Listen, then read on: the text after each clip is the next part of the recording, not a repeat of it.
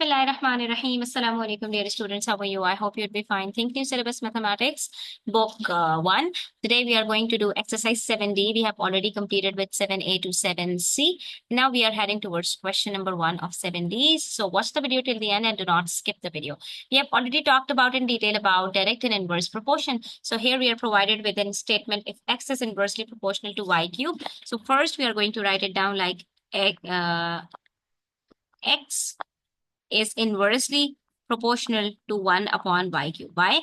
Because in inverse proportion, we have to write down the variable in terms of a unit variable, like in the form of a fraction having 1 as the numerator. Then they are providing us with the value of x as 50 and y is equals to 2. So first we are going to find out the value of k. So for that, we are going to write it down like x is equals to k upon y cube. This is the statement that we are going to use across all the questions in this part. So it would be x y cube is equals to k, where the value of x is given as 50 and that of y is given as 2. So we are going to substitute y with 2 and then find its cube because there is a cube over y. And we are provided with the value of y, not y cube. So we have to find out the cube of 2, which is 8, and then we will multiply it with 50. So 50 multiplied by 8 is equals to 400, and the value of k would be 400. This is the constant that we are going to substitute in this equation. So it becomes x is equals to 400 upon y cube. I told you earlier that you have to use this particular expression or equation, sorry. So x is equals to 400 upon y cube. Now we can find out the value of x when the value of y is given as 4 using this equation. All we need to do is we just have to substitute the value of y, which is 4. So it becomes 4 cube. The cube of 4 is equals to 4 fours are 16, 16 fours are 64.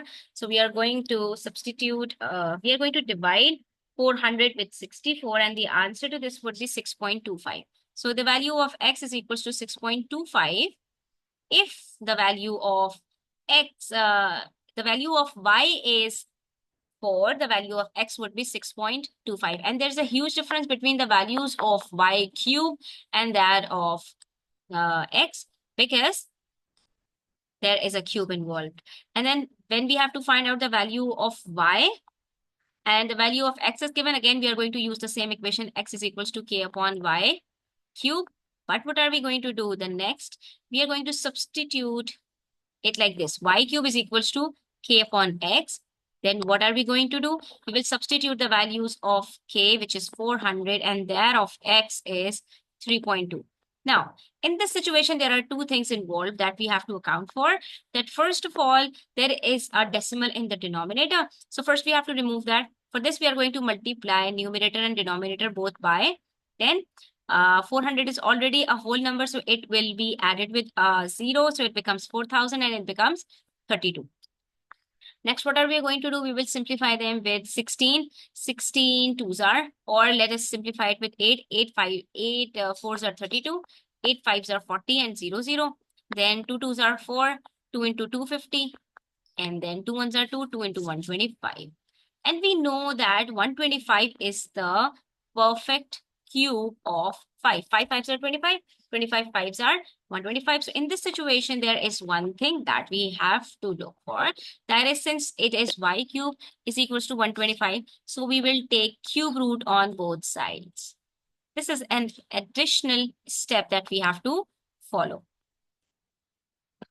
So it becomes cube root of y cube with cut the powers, and the cube root of 125 is 5. So the answer to this would be y is equals to 5 simple. This is how we have to solve these type of questions. Now, question number 2. In question number 2, there is an under root. It says if z is inversely proportional to under root of w. So now, what are we going to do? We are going to write it down like z is inversely proportional to 1 upon under root w. Don't worry, we are going to solve everything in detail. So just hold on. Now they're saying if Z is inversely proportional to under root W, if you observe, we have written this statement the way we are writing the statements before. Okay, so it would be Z is equals to K upon under root. This is the main statement that we have to use across the question. Then to find out the value of K, we can write it down as Z under root W is equals to K. But this is the main statement that we have to use across the question. Now we have to find out an equation connecting W and Z. So for this, what are we going to do? We are going to use the values of Z, which is given as 9, and that of under root W, which is 9. So under root of W means we have to find out the square root of 9, and we know that 9 is a perfect square of 3. So what are we going to do? We will substitute under root of 9 with 3. Why? Because the square of 3 will cut the square root and it becomes 3. So we can write it as 9 bracket 3 is equals to K, and the value of constant would be 27. You see, this is how we have to solve out these type of questions. So it would be K is equals to 27. And after finding the value of this constant, we have to substitute the value over here. So it becomes Z is equals to 27 upon under root W. This would be the statement. But what we can do over here,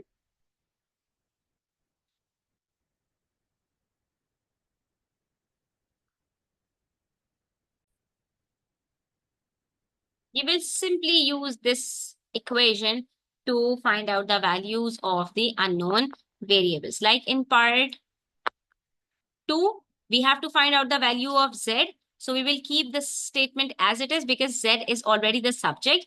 W is equals to 16. We will substitute the value of W, which is under root 16.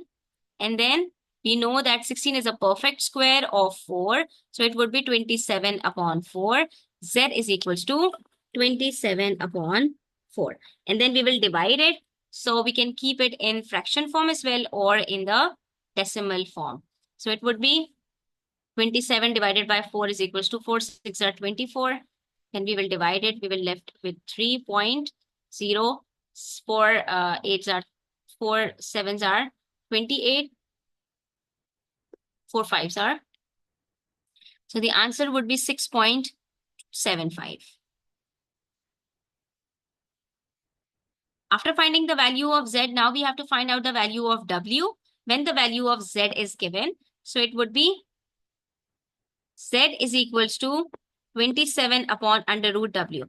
Now what are we going to do? We will first shuffle their places as we used to do earlier. So it becomes under root W is equals to 27 upon Z. Okay, since we have to find out the value of W this time. Now we will substitute the value of Z, which is 3. So it becomes 27 upon 3, which is 3 ones are 3, 3 nines are. So this is 9. Now what to do next? Since we have found the value of under root of W, so we have to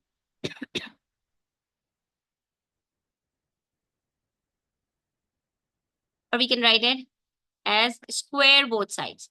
Because when we will square both sides, what will happen? The square root would be removed. This square root would cut the square and we are left with W is equals to 81. The answer to W would be 81. So what have we learned from these two questions? That if one of the variable is given in under root, then at the end what we have to do, we have to find its square.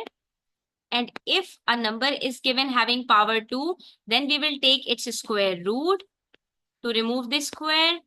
If the number is given with power 3, we have to take its cube root.